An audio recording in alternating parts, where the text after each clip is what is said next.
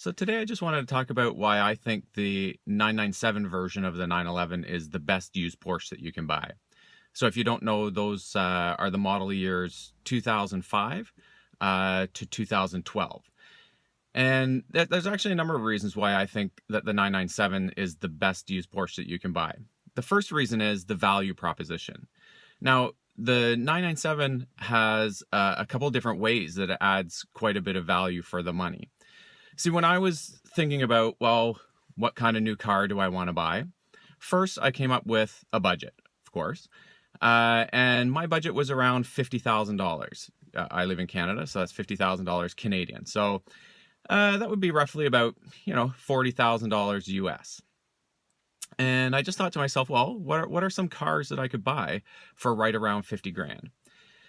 If I were looking at new cars, I was thinking of things like, a BMW 4 Series Coupe, maybe an Audi A5, something a little sportier, could be something like Nissan 370Z,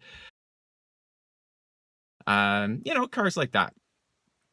And, there's some value in buying a new car for sure.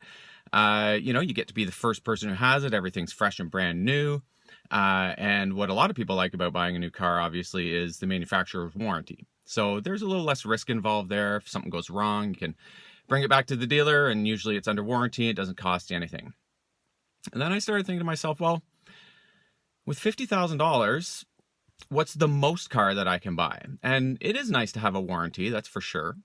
But when I started looking at some used cars that I could buy for that money, I started realizing that you can just get a lot more car for the money if you go used. So I started narrowing my search, and I obviously picked the Porsche 911.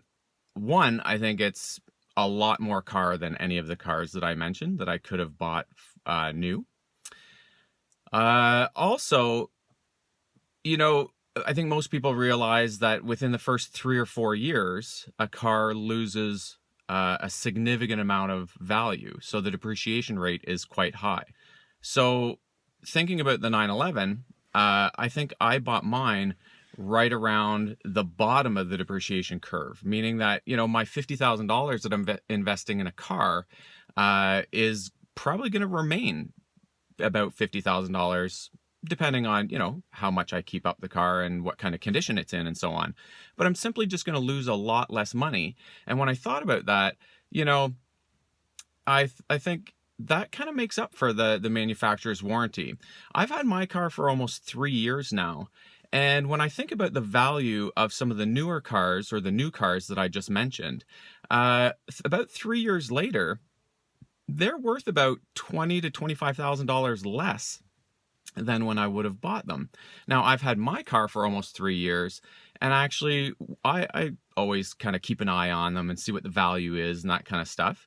And right now, actually, in a car with my mileage, condition, that kind of thing, is actually about $8,000 more than I paid for it. So in the last 3 years, the value of my car in Canada anyway has gone up about $8,000. And that's actually for a couple of reasons, and one of them being that the Canadian dollar has actually lost value to the American dollar. That's not necessarily an appreciation of value of the car, but nonetheless, it worked out pretty well in my favor. And I kind of figured, well, for $20,000 or $25,000, yeah, I don't have a warranty, but even on a Porsche, you can do quite a bit of work for $20,000 or $25,000. So, I definitely felt that balanced things out. So it really is a good value proposition for 2 reasons. One, it has lost most of its depreciation. Therefore, it's retaining a fair amount of its value. And then, like I said earlier, it's definitely a lot more car for the money. The second reason I think that the 997 is such a good used Porsche to buy right now is because it's not a collector car.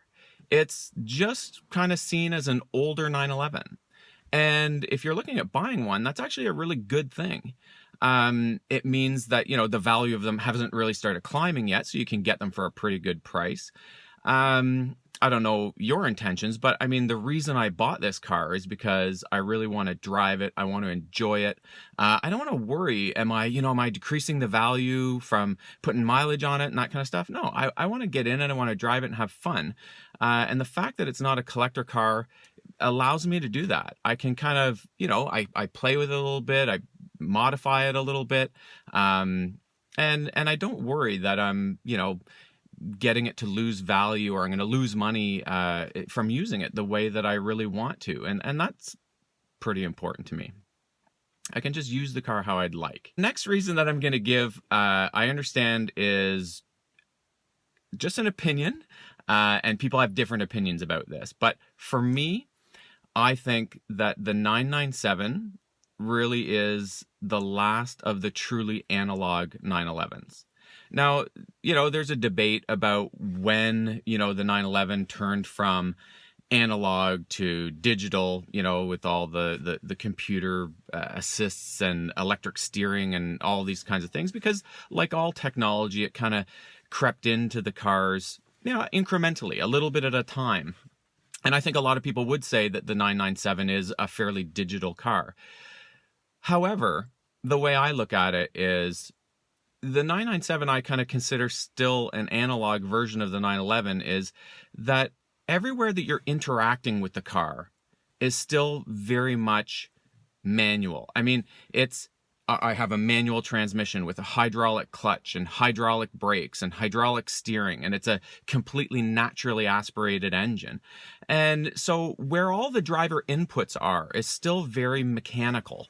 And I think that's a real bonus too, that it's really kind of the last of that breed.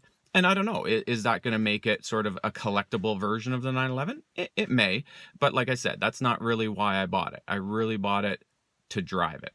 Another reason that I think the 997 version of the 911 is the best used Porsche to buy is it has really gone back to a very classic looking 911. I mean, a lot of people say it reminds them a lot of the 993. Regardless of which one you sort of compare it to, it definitely has a classic 911 look that's just modernized and updated. And, I just think it's a fantastic looking car.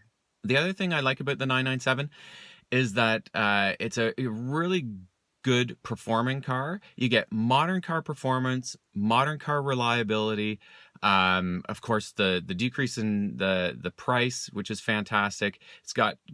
It definitely has, as much performance as I could handle for a street car. I mean, I don't take it on the track or anything like that. So for a daily driver and a street car, it's got fantastic performance.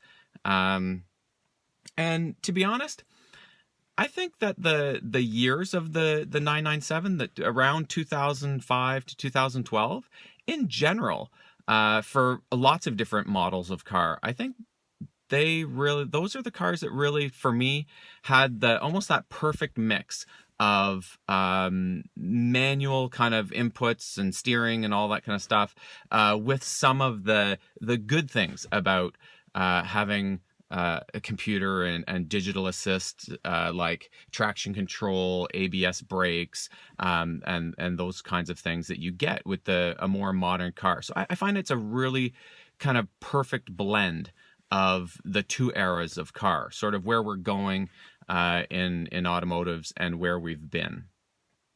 Anyway, interesting question for me. You could put in the comments maybe.